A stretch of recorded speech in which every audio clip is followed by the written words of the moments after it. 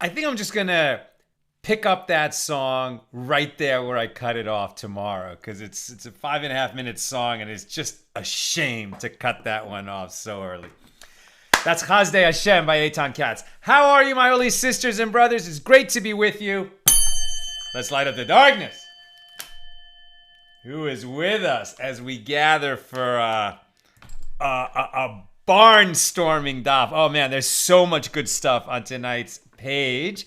With us this evening, Stephen in New Hampshire, Pauline in Arkansas, Bella in Florida, Shandor in the Bronx, Francisco loves the music, John in Maine, Janine in Indiana, Paul in Chicago, Hannah in New York, Yehuda in South Carolina, John in Sedona, and I'm glad you're here, Eliseo in California, Lucy in Minnesota, Miriam in Colorado, Nancy in North Carolina, Tom in frigid Pennsylvania, Karen in North Carolina, California, and Melissa in Great Neck, and Sam in Central Virginia. Welcome, everybody. I'm going to keep it moving. But first, who is sponsoring tonight's episode of AT Daily? John in Sedona, with a beautiful dedication for the healing of Evelia. May we only hear good news. May Evelia have a complete and speedy recovery. And we say amen. John, may you and all of your beautiful family and all your loved ones be showered in blessings. We say amen.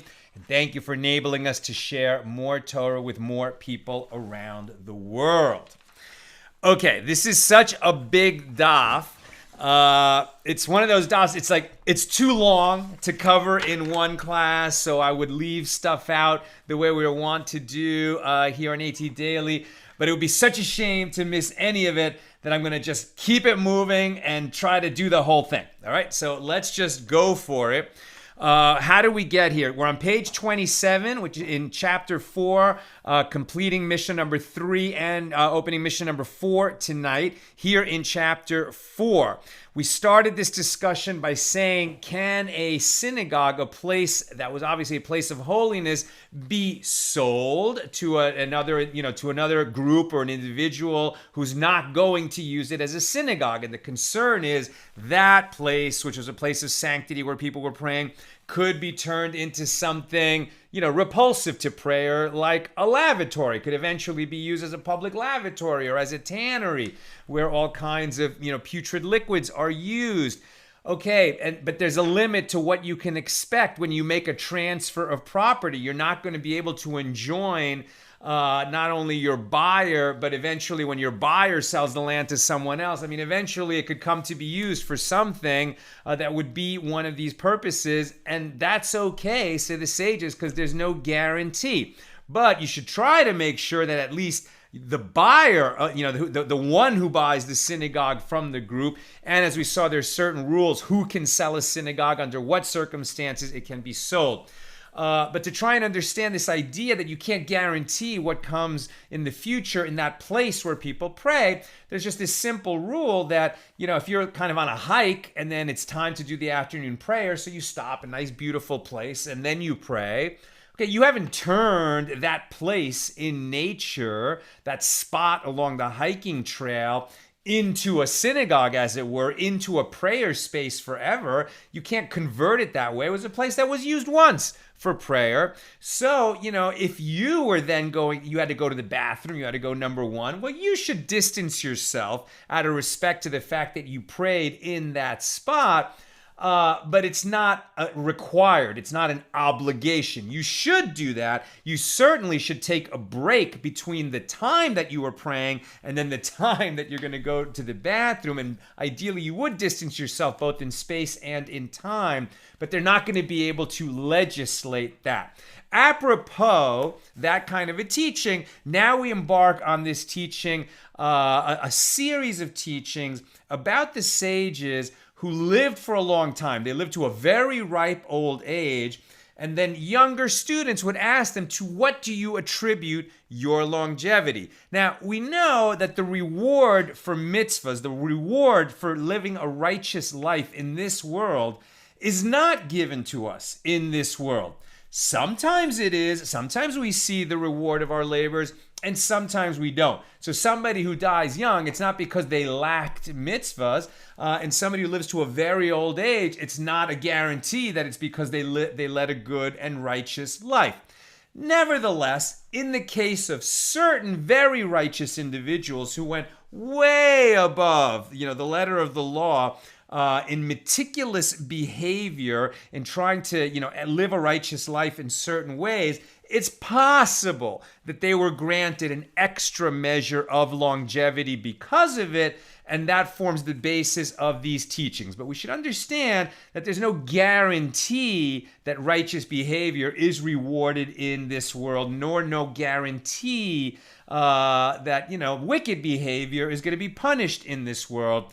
Our faith is that because we are all souls with an eternal dimension that extends way beyond our mortal lives, there will be ample time in the larger picture, in the world of souls, for all good deeds and righteous behavior to be rewarded, and for all of us to be held to account for all of our misdeeds as well. All right, we pick this up at the bottom of page 27, and then we'll enter today's daf, which is page 28, here in Tractate Megillah, the 11th volume of the Talmud. The Gemara cites a series of sages who explain the reasons that they were blessed with longevity, and provides a mnemonic device indicating the order in which the first group of sages are named. Zayin Lamed Pei Nun, which stands for Rabbi Zakkai, Rabbi Elazar, Rabbi Perida, and Rabbi Nechunya. The first incident. Rabbi Zakkai was once asked by his disciples, in the merit of which virtue were you blessed with longevity? And he said to them, in all my days I never urinated within 4 cubits of a place that had been used for prayer. Right? If that was the halacha, if that was the law for everybody, why would he be rewarded for it? Obviously, he's going beyond the letter of the law. Nor did I ever call my fellow by a nickname. Isn't that interesting? You don't take the liberty to be familiar with people. Even if they tell you to call them by the nickname, he preferred to be formal with everybody, and this was a virtue, at least for him. And I never neglected the mitzvah, the commandment of sanctifying the day of Shabbos over wine. You can say Kiddush over some other kind of alcohol or over grape juice. You can actually say Kiddush on a Friday night without wine or without alcohol, without even a liquid. You can say Kiddush over the challah. It's far more preferable to say Kiddush over wine. And so he always made sure that he had wine. And he says, I was meticulous about this mitzvah to the extent that I had an elderly mother, and once when I did not have wine, she sold the kerchief that was on her head, and from the proceeds she brought me wine upon which to do the mitzvah of sanctifying the day of Shabbos. And it was taught concerning Rabbi Zakkai that when his mother died, she left him 300 barrels of wine, and when he died, he left his sons 3,000 barrels of wine, a tremendous amount of wealth. And since they were so meticulous in the mitzvah of sanctifying the day of Shabbos with wine, God rewarded them with wealth, and specifically an abundance of wine. Migo keneged migo, that measure for measure was he rewarded for his deeds. In a related incident, it once happened that Rav Huna was girded with a piece of straw, rita, and was standing before Rav. And Rav said to him, what is this? Why are you dressed in this way? And he said to him, I had no wine for sanctifying the day of Shabbos, so I pawned my belt, Hemyanai, and with the proceeds I brought wine for sanctifying the day. And Rav said to him, may it be God's will that you be enveloped in silk, shira'e, in reward for such dedication. When Rabbi, his son, was married, Rav Huna, who was a short man, was lying on his bed, and owing to his diminutive size, he was not noticed. He went unnoticed. And his daughters and daughters-in-law came into the room and removed and threw their silk garments upon him until he was entirely enveloped in silk. And with this, Rav's blessing was fulfilled to the letter. And he was enveloped in silk, right? And so when Rav heard about this, he actually became angry with Rav Huna, and he said, what is the reason that when I blessed you, you did not respond in kind and say to me, and likewise to the master? Had you done so, I would have also benefited from the blessing. Good lesson there. When somebody blesses you, and anybody blesses you, take it seriously. We had that teaching before, actually, that the blessings of a simple person can be very, very powerful. So don't just, bow your head and say, oh, yes, amen, amen, amen, when some high and mighty rabbi or some, big personage blesses you. But if somebody just walking down the street, a stranger, anybody, or you give $1 to a homeless person and that person says, God bless you, take that seriously. Take a pause, make an amen, and say, and may the blesser be blessed. The one who blesses should be blessed so that you can return that blessing, and a very powerful thing might have just happened. The Gemara discusses the second occasion where a sage explained his longevity. And Rabbi Elazar ben Shemua was once asked by his disciples, in the merit of which virtue were you blessed with longevity? And he said to them, in all my days I never made a shortcut through a synagogue. We actually learned this way, way back in our journey. Was it in Tractate Eruvin or Shabbos? That you can't make any kind of personal use of a holy space, including just to cut through it as a shortcut. If you enter a sanctuary of prayer, you have to pause and, acknowledge God and maybe say a little prayer while you're there. You cannot just cut through a prayer space. It is considered disrespectful to the space, to the people who use it, and to God. So he said to them, in all my days I never made a shortcut through a synagogue, nor did I ever stride over the heads of the sacred people, i.e., I never stepped over people sitting in the study hall in order to reach my own place so as not to appear scornful of them. And I never raised my hands in the priestly benediction without reciting a blessing beforehand, meaning he was a Kohen. So on holidays, at the appropriate times of year, he would be one of the Kohanim, one of the priests in the front of the room making a blessing on the congregation. Now, all of the Kohanim have to say a blessing before they make that blessing on the congregation. In other words, a blessing over fulfilling a commandment. Then, may the Lord bless you and keep you, etc., they would say to the congregation. So what's the big deal that he said when I made the Kohanic blessing that I would say the blessing over fulfilling that mitzvah? Everyone's required to do that. And the notes explain that maybe even if he had already blessed a congregation and then, he didn't have to join others, but he did, and he would be sure to be meticulous in reciting the blessing. Also that in ancient times, sometimes the Kohanim had blessings to recite after they blessed the congregation, and he was always very meticulous with that process. On the third occasion, Rabbi Parida was once asked by his disciples, in the merit of which virtue were you blessed with longevity? And he said to them, in all my days, no person ever arrived before me to the study hall, as I was always the first to arrive. Now we're on page 28a at the top. And I never recited the grace after meals in the presence of a Kohen, but rather I gave him the privilege to lead. Now, we have a teaching elsewhere, right? We're going to come to it. So I'll just keep reading. I never recited the Birkat Hamazon, the grace after meals, in the presence of a Kohen, but rather I gave him the privilege to lead. And I never ate from an animal whose priestly portions, the portions given to a Kohen, right, when the temple was standing and they would bring these offerings. I never ate from an animal whose priestly portions, i.e. the foreleg, the jaw, and the maw, had not already been set aside. Another example of Rabbi Perida's meticulous behavior is based on that which Rabbi Yitzchak said that Rabbi Yochanan said.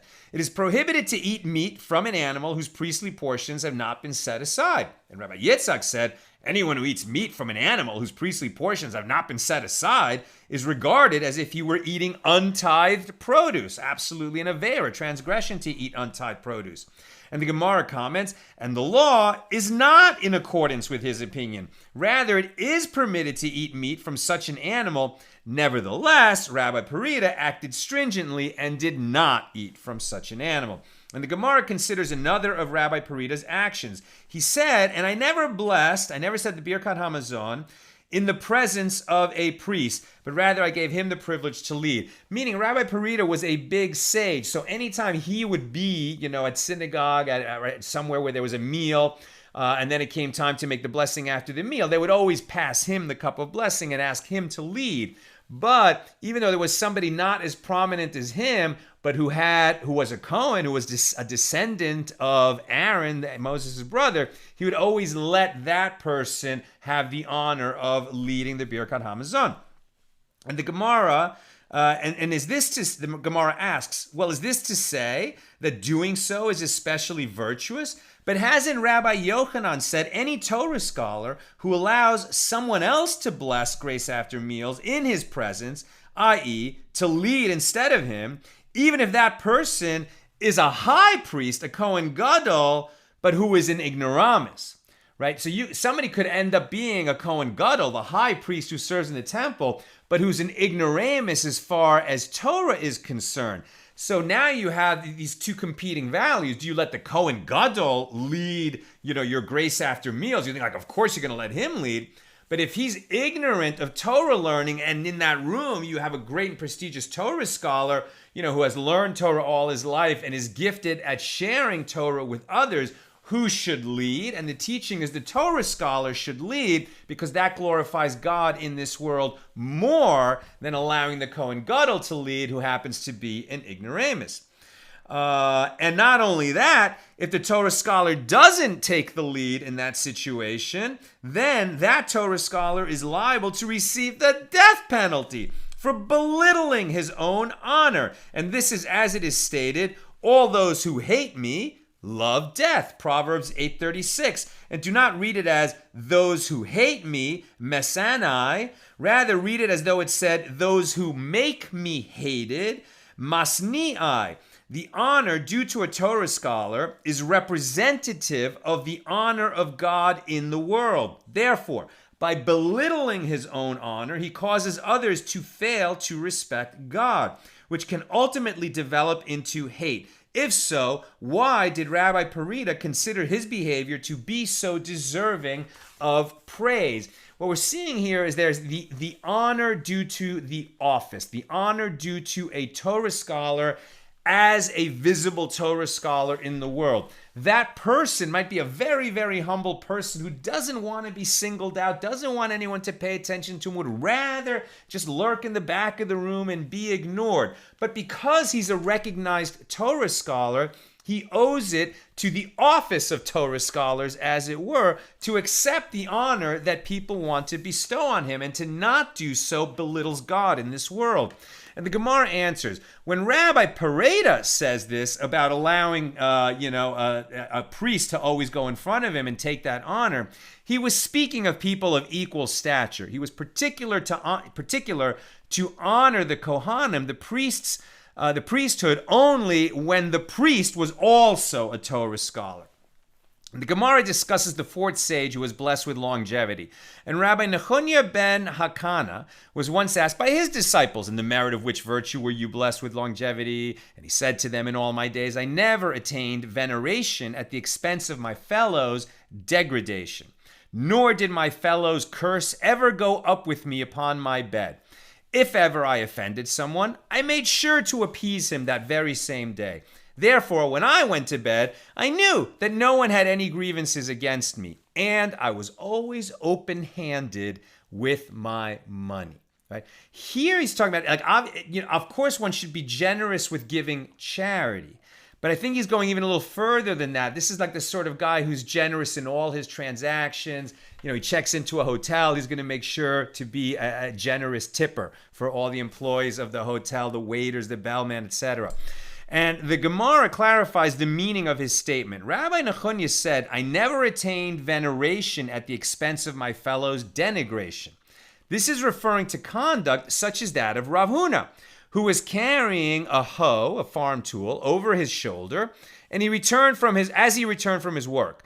And Rav Chana bar Chanilai came and, out of respect for his teacher, took the hoe from him to carry it for him. And Rav Huna said to him, if you are accustomed to carry such objects in your own city, then you may carry it as I'm your teacher.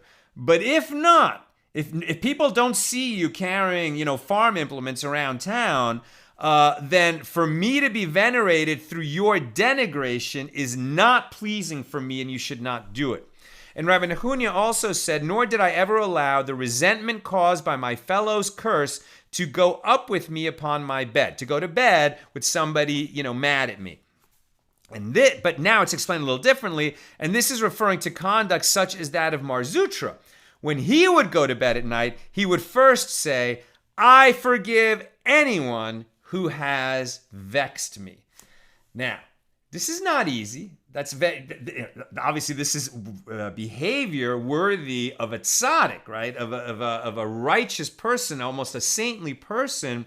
Very difficult for the rest of us, right? Is the nature of most people that we compile evidence against those who have wronged us, right? Once we feel wronged, we conveniently forget the ways in which we've wronged others, but we remember every detail of the manners in which we have been wronged.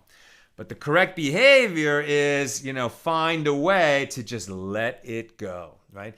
He's not saying he's going to go seek out the people who wronged him and say, you know what, I forgive you. But he's saying when he's lying in bed at night and it starts to come into his head how he was wronged, he's like, I let it go. I forgive that.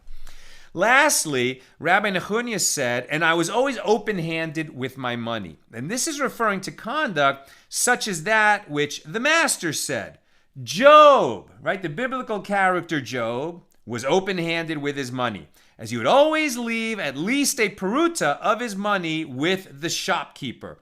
He never demanded the change from his transactions. He wasn't so penny pinching. He wasn't so careful with every penny. He was open-handed, and it was good for him. On a similar occasion, Rabbi Akiva asked Rabbi Nechunya the Great, and he said to him, in the merit of which virtue were you blessed with longevity? And Rabbi Nechunya's attendants, his gavzei, came and started beating Rabbi Akiva, for they felt that he was acting disrespectfully by highlighting Rabbi Nechunya's old age. And Rabbi Akiva ran away from them, and he climbed up and sat upon the top of a date palm. And from there, he said to Rabbi Nechunya, my teacher, I have a question about the verse concerning the daily offering that states one lamb to be offered, Numbers 28:4. If it is stated lamb in the singular, lamb, not lambs, why is it also stated one? It would have been enough to say the lamb. Why does it have to say one lamb? Isn't this superfluous? And upon hearing Rabbi Akiva's scholarly question, Rabbi Nechunya said to his attendants, he is clearly a young Torah scholar, let him be. So when we're so accustomed to hearing Rabbi Akiva, when his name comes up, it's the great Rabbi Akiva. But here in this story, what we're realizing is this was the very young Rabbi Akiva who was not yet recognized and acclaimed as a great Torah scholar. When a very young man, he approached his elders and said, wanted to learn from them how they had lived their lives to achieve longevity. In other words, what was not just what was their understanding of mitzvahs, not just what was their Torah, but how did they actually conduct their day-to-day lives so that he could learn from that, for that kind of behavior is Torah. So Rabbi Nechunya then addressed Rabbi Akiva's questions. With regard to the second question about the daily offering and one lamb versus the lamb, he said to him, the word one teaches that the lamb should be the unique one of its flock, i.e. only the best quality lamb should be offered each day, and that's what the Torah was teaching. And with regard to the original question, to what do you attribute your longevity? Rabbi Nechunya said to him, in all my days, I never accepted gifts, nor was I ever inflexible by exacting a measure of retribution against those who wronged me. And I was always open-handed with my money. And the Gemara explains, I never accepted gifts. This is, and maybe here open-handed also means generous with my friends, generous with the people I did business with, generous with everyone, right? And the Gemara explains, I never accepted gifts. This is referring to conduct such as that of Rabbi Elazar. When they would send him gifts from the house of the Nasi, right, the head of the Sanhedrin, he would not take those gifts. And when they would invite him, he would not go there, as he considered hospitality to be a type of gift, and he didn't want to benefit from anybody.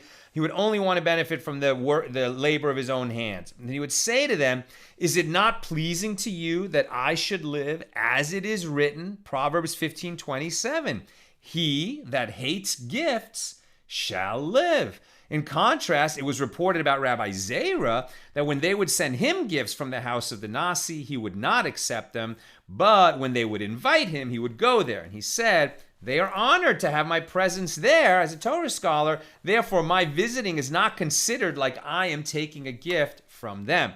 He also said, nor was I ever inflexible in exacting a measure of retribution against those who wronged me. He wasn't, bearing a grudge. And this is referring to conduct such as that which Rava said. Anyone who overlooks exacting a measure of retribution against those who wronged him, all his transgressions are removed from him.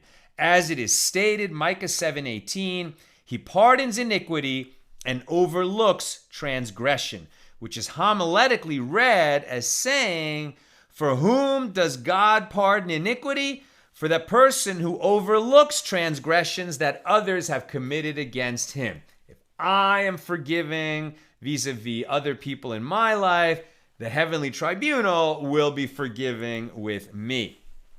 In a similar incident, Rabbi Yehuda Hanasi once asked Rabbi Yehoshua ben Korcha, in the merit of which virtue were you blessed with longevity? And he said to him, why do you ask me? Are you wearied of my long life?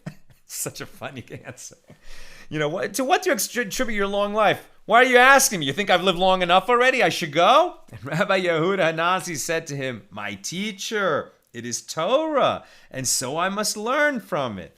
And Rabbi Yehoshua ben Korcha said to him, okay, in all my days, I never gazed at the likeness of a wicked man. As Rabbi Yochanan said, it is prohibited for a person to gaze in the image of the likeness of a wicked man. And we have a note. What does this mean? Not only that you should avoid, an extended watching wicked people being wicked, but even you should avoid seeing a picture of a wicked person, or in our time, a video of a wicked person being wicked, or a movie of a wicked person being wicked. As it is stated that the prophet Elisha said to Jehoram, the king of Israel, were it not that I regard the presence of Jehoshaphat, the king of Judea, I would not look toward you nor see you. Right? So this is like this is Elisha, the prophet, like laying it down, speaking truth to power, talking to the wicked king of Israel, as opposed to in that time, the virtuous king of Judea. I honor kings, but I would rather not even look at you at all. And the Gemara asks, and so Rabbi Elazar said, and one who gazes at the likeness of an evil man, his eyes become dim. As it is stated, and it came to pass that when Isaac was old and his eyes were dim, so that he could not see. In Genesis 27:1, Isaac became blind in his old age. Why? This happened because he gazed at the wicked Esau, his son.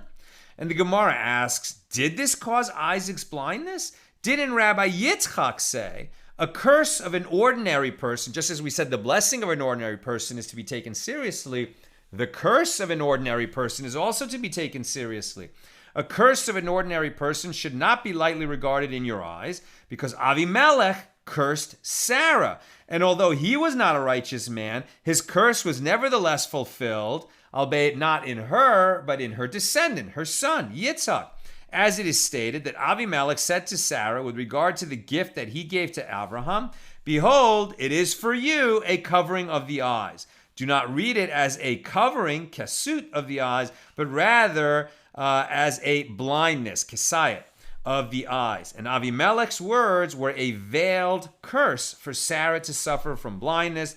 And while she herself did not suffer from blindness, the curse was apparently fulfilled in the blindness of her son Isaac. According to Rabbi Yitzhak, Avimelech's curse was the cause of Yitzhak's blindness. And it was not, as Rabbi Elazar suggested, the fact that he gazed at a wicked person, at the wicked Asaph. And the Gemara explains both this and that jointly caused that blindness. And Rav has said the prohibition against gazing at the likeness of a wicked person is derived from Proverbs 18:5. It is not good to raise the face of the wicked. At the time of Rabbi Yehoshua ben Korcha's departure from this world on his deathbed, Rabbi Yehuda Hanasi said to him, "My teacher, bless me." And he said to him, "May it be God's will that you live to reach half of my days." So Rabbi Yehuda Hanasi, the Nasi, right, the leader of that generation, goes to this very aged, long-lived, great sage who's dying. And he says, "Please give me a blessing before you leave this world." And the guy says to him, "May you reach half my age." Is that a blessing?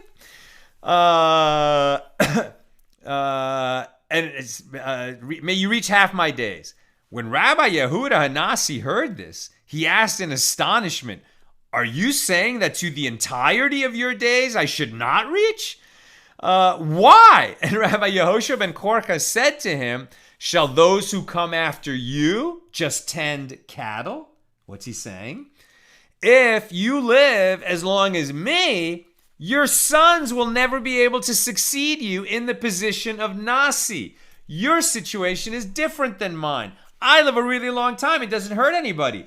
If you live such a long time as me, your sons will never, rise to the position of Nasi, which they should do, before they're too old. One is reminded of Prince Charles, right? I mean, the Queen is so, she has achieved tremendous longevity, and her son, who knows if he'll ever become king, and if he does, at what age he will. Same kind of idea. So if you live as long as me, your sons will never be able to succeed you in the position of Nasi. And as such, they will never achieve greatness in Torah. And it will be as if they just tended cattle throughout their lives. It is therefore better that your life not be so prolonged as mine, so that your sons have the opportunity to rise to eminence. And Avu bar Ihi and Minyamin bar Ihi both spoke on this topic. One of them said, "May a blessing come to me, for I never gazed at a wicked non-Jew." And the other one said, "May a blessing come to me, for I never formed a partnership with a wicked non-Jew, so as not to have any association with a wicked person." And the Gemara presents a similar incident. Rabbi Zera was once asked by his disciples, "In the merit of which virtue were you blessed with longevity?" And he said to them, "In all my days, I was never angry inside my house with members of my household who acted against my wishes." There's an attribute that we could aspire to, right?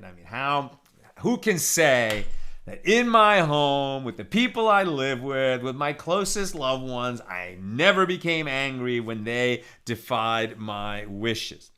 Nor did I ever walk ahead of someone who was a greater Torah scholar than me, nor did I ever meditate upon words of Torah in filthy alleyways, as doing so is a disgrace to the Torah. Nor did I ever walk 4 cubits without meditating on words of Torah, or without wearing tefillin. Nor did I ever sleep in a study hall, neither a deep sleep nor a brief nap. And when he was in the study hall, he was studying, and he never let sleep overcome him. Nor did I ever rejoice when my fellow stumbled, nor did I ever call my fellow by his derogatory nickname. And some say that he said, "I never called my fellow by his nickname at all," i.e. even one that is not derogatory. And that concludes this series of teachings based on why certain sages achieved a great longevity of life. And it concludes our discussion of Mishnah number 3 here in chapter 4.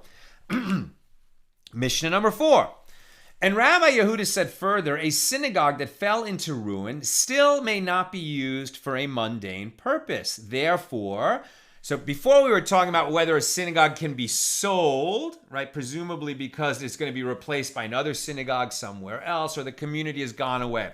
Now we're not talking about buying and selling. We're just saying it's somewhere, maybe the community withered or the community went away or for whatever reason, a synagogue fell completely into ruin.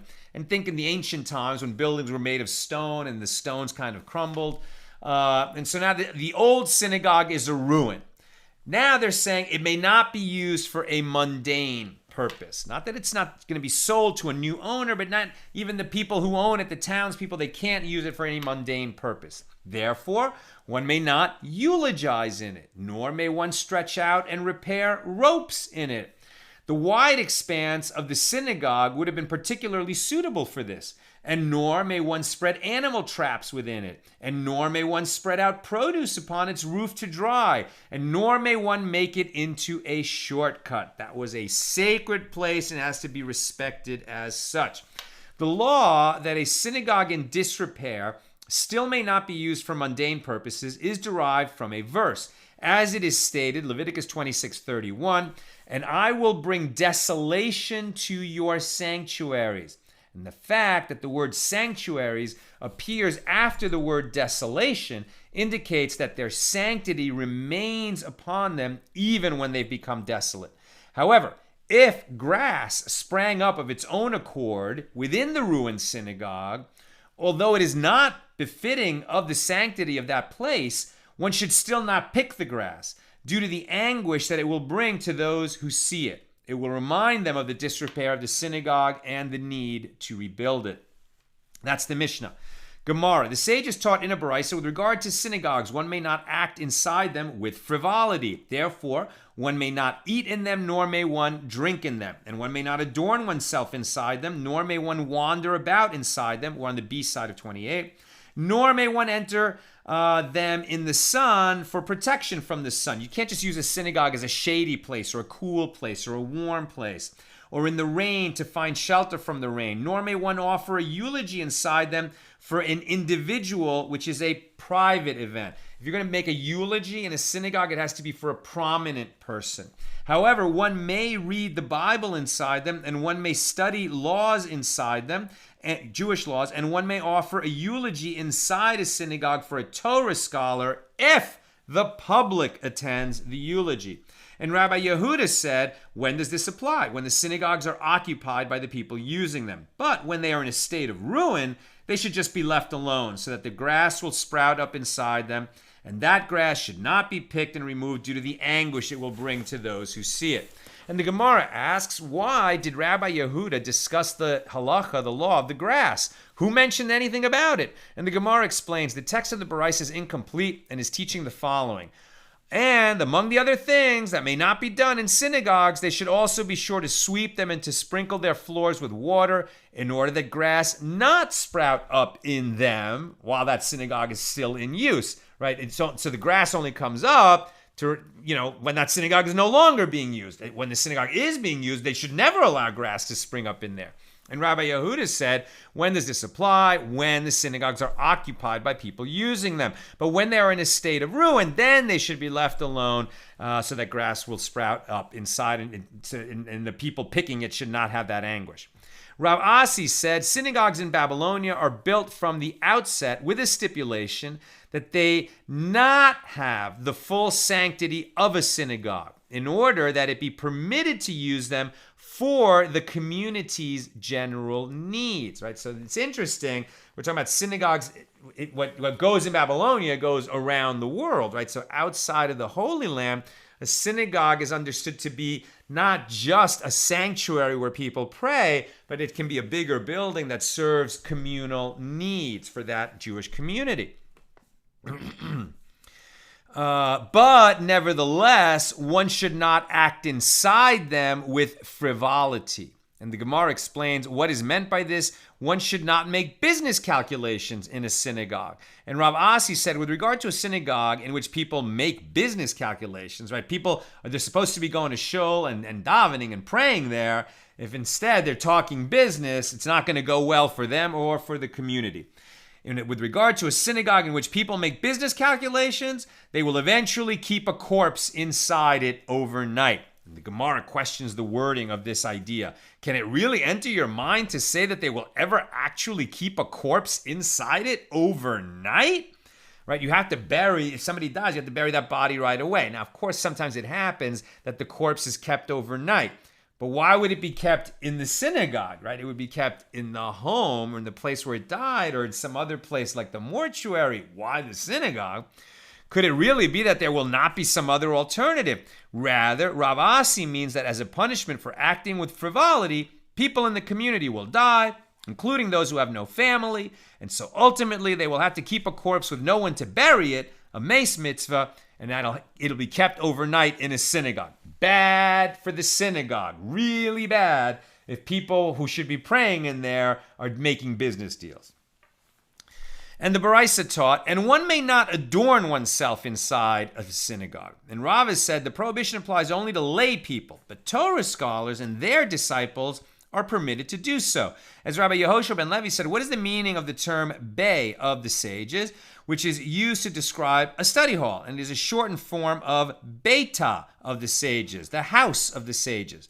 In order to facilitate the constant presence of Torah scholars in the study hall, it is permitted for them to use the hall as though it were their home. They might have to change clothes while they're at the study hall, but other people, non-Torah scholars, should never find themselves doing that.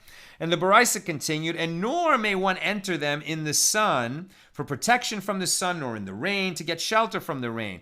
And the Gemara explains this is similar to that case of Ravina and Rav Ada Bar Matana. They were standing and asking a question of Rava when a shower, zilcha, of rain began to fall upon them. They all entered the synagogue saying, our having entered the synagogue is not due to the rain, that we stay dry. Rather, it is due to the fact that the law that we were discussing requires clarity like the day of the north wind, when the sky is perfectly clear. Therefore, we are entering the synagogue for the sake of studying Torah, which is certainly permitted, and not just so that we ourselves stay dry and get out of the rain.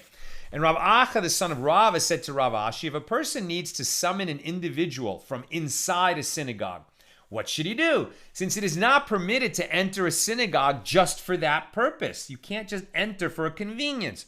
Rav Ashi said to him, well, if he is a young Torah scholar, let him recite a halacha upon entering the synagogue. And if he is a Tana, a sage who memorizes large numbers of Mishnayos, let him recite various Mishnayos. And if he is an expert in the Bible, let him recite a verse.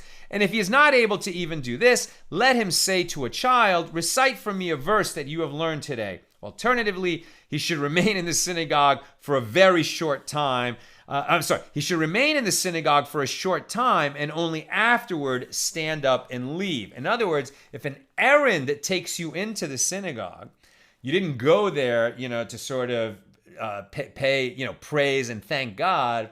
Well, then while you're there, take a moment, sit down, meditate, praise God, thank God, pray a little, and then leave. And the Baraisa continues, and one may offer a eulogy inside a synagogue for a Torah scholar if the public attends the eulogy. And the Gemara asks, what is the circumstances of a eulogy for the public?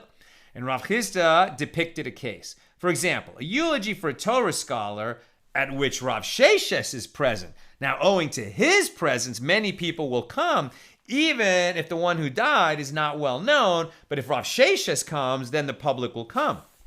And Rav Sheshes himself depicted another case. For example, a eulogy at which Rav Chisda is present. So these two sages, Sheshes and Huna, sort of gave each other respect in the examples that they gave. And the Gemara offers another example. And Rafram once eulogized his daughter-in-law inside a synagogue. And he said, due to my honor and the honor of the deceased, everyone will come to the eulogy. And it will consequently be a public event, and therefore it is fitting to hold it in the synagogue. And similarly, Rabbi Zera once eulogized a certain sage inside a synagogue, and he said, whether it's due to my honor or whether due to the honor of the deceased, everyone will come to the eulogy, and therefore it is fitting for a synagogue. And Reish Lakish once eulogized a certain young Torah scholar who was frequently present in the land of Israel and who used to study Halacha in the 24th row of the study hall. He sat so far back because he was not one of the principal scholars. Nevertheless, when he died, Reish Lakish said, alas, the land of Israel has lost a great man. In contrast, there was a certain man who used to study Halacha, the Sifra and the Sifrei and the Tosefta, and he died. He was a very learned man. And people came and said to Rav Nachman, let the master eulogize this one who just died. And Rav Nachman said to them, how can I eulogize him? Should I say, alas, a basket filled with books is lost? This would not be true. Although the man studied many areas of Torah, he was not proficient in them. He wasn't going to lie about him now that he's dead. And the Gemara compares the conduct of Reish Lakish in the land of Israel to Rav Nachman in Babylonia. Although Reish Lakish was known to be harsh, he had a harsh nature, he was still more respectful than Rav Nachman, who was known for his saintliness. And we learned in a Mishna there, in Pirkei Avos 113, and one who makes use of the crown, taga, of Torah learning, that person will perish from the world. And Reish Lakish taught, this is referring to one who allows himself to be served by one who studies halachas, which is the crown of Torah. So somebody who is well versed in halachas, in law, that person deserves respect, and you should never allow such a person to serve you, right? A person who's prominent in Torah learning, you have to pay him respect. You don't allow him to clear the dishes for you. And Ula said, it is better that a person should be served, and I'm just about done. We're going to make it to the end of the page, so if you've got questions or comments, get them in. And Ula said, it is better that a person should be served by one who studies 4 orders of the Mishnah, and he should not allow himself to be served by one who teaches to others 4 orders of the Mishnah, as in that case of Reish Lakish. He was traveling along the road when he reached a deep puddle of water. And a certain man came and placed him upon his shoulders and began transferring him to the other side. He carried him across the puddle. And Reish Lakish, And Reish Lakish said to him, have you read the Bible? And the man said, yes, I've read it. And Reish Lakish then asked, have you studied the Mishnah? And the man said, I have studied 4 orders of the Mishnah. And Reish Lakish then said to him, well, you have hewn these 4 mountains, and yet you bear the weight of the son of Lakish upon your shoulders? It is inappropriate for you to carry me. Throw the son of Lakish into the water. Now, Reish Lakish was one of the most prominent sages in the world. But he's saying that if this person has risen to the level of an accomplished Torah scholar, he may not be nearly as prominent as me, but I don't want him carrying me across a puddle and getting his own feet wet in order to keep my feet dry. And that concludes our daf. We did great. We did even more than a page since we studied on the previous page. I'll just note now before I come to questions, tomorrow's daf is page 29, that's Tuesday, 30 on Wednesday, 31, and the extra half page, 32, because it's only a half page, we're going to get caught up and do our siyum on Tractate Megillah on Thursday, with God's help, at a regular time, 6 p.m. Pacific. Okay. Let's see what we have in the way of questions and comments. Here we go. Sharon, does the ignoramus Kohen Gadol go to prove that one can be ritually proficient while being empty in kavanah? I am sure we all know folks like this.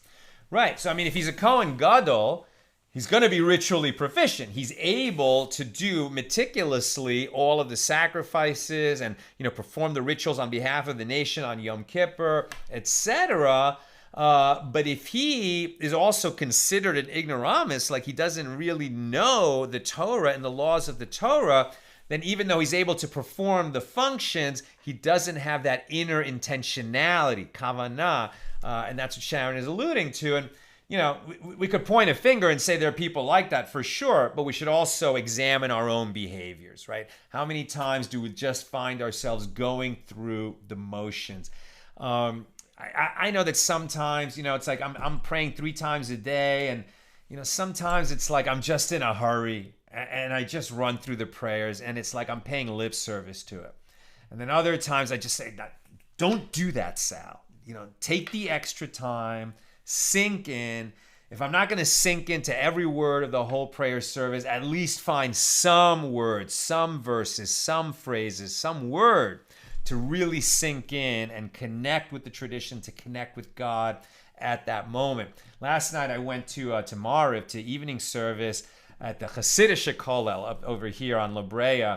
Like a real, that is a study hall, right? Where it's a Hasidic study hall as opposed to the more Litvish Kollel, right? So whatever, the Hasidic guys from the Hasidic tradition, as opposed to the more Talmudic tradition in a more Litvish place, where people are learning Hasidus all day long. And, I just joined them for the evening service, which could easily take 15 minutes, but there it was more like 22 to 25 minutes. And there was just no rush, no rush when we're reciting the Shema, when we're reciting the Amidah. It's like we're doing every word. And there was something so soothing and powerful about being in a room full of people that takes prayer really seriously and is not rushing through it. It was beautiful, just beautiful. It's my new favorite evening minyan. Tom, also regarding the ignoramus Kohen Gadol, that this demonstrates the difference between ascribed status versus achieved status. Very nice. I like those terms. Only a descendant of Aaron can be a priest, but anyone, regardless of ancestry, can become a Torah scholar. Just so, Tom, through the work, right, through the time that they put into it. Seraphim, is there a formal process or a set of formal criteria for discerning a great Torah scholar versus an ordinary Torah scholar? Anything similar to the procedure of Christian canonization of a saint? No, there's no formal process like that. First of all, in ancient times, what was considered a Torah scholar, they were, they were giants, sort of involved in that whole procedure of establishing the Mishna that took many, many generations of working out every law. But obviously there have been people who spend, their whole lives studying, and 12, 18 hours a day studying every day of their lives in every generation. And not all of them, eventually get acclaimed as Gedolim, right? Like the Torah leaders of the generation. Who are they, and how does that acclaim come to be bestowed on them? I don't know. It's just kind of organic. There's no formal process for that. But some of the markers of it are, these are the people who get cited by everybody else. You talk about a Rabbi Moshe Feinstein, in the middle 20th century, in late 20th century, people like that, and their rulings are cited all the time. And, a Jonathan Sachs, achieved this level of fame in the world.